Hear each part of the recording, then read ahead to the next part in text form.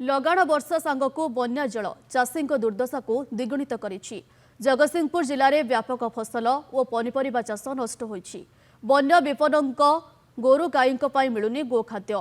5 दिन भितर थरे गोखाद्य दि जाइछि, ताहा पुणी किले लेखाए, जहाको नै जगतसिंहपुर जिले में शह शह बन्या विपन्नक मध्यरे प्रबल असंतोष देखा देइछि।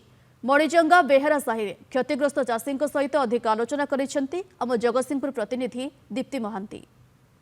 बन्या सेना ह्रास पाउछि किंतु दुर्दशा बढ़ी बढ़ी चली।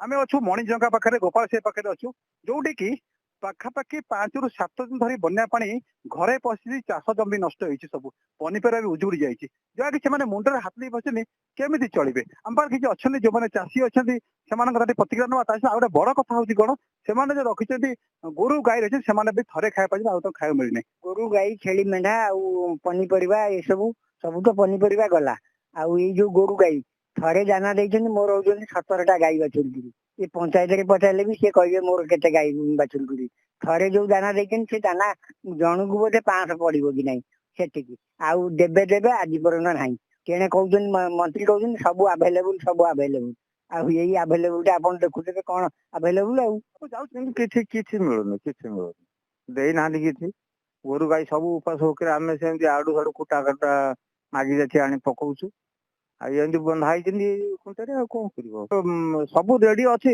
व्यस्त होना आसो आसो आसो 6-7 दिन है दौना ना कि ना भारी कष्ट चलुचु आ तो सब तो गला फसल फसला जहाँ कर सब तो चलीगला 14 एकर खंडे हम सब पनीपरिया भेंडी फेंडी बैगण फैगण सब सब बुड़ी गई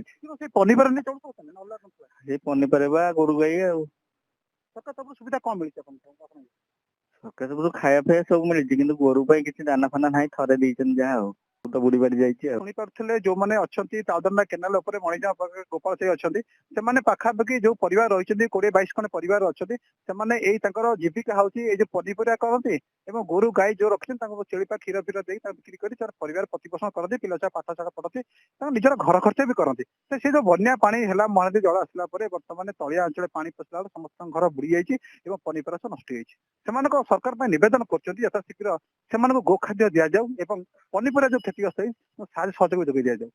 जगतसिंहपुर मणिजंगार दीप्ति महांती, नंदी गोष्ठी।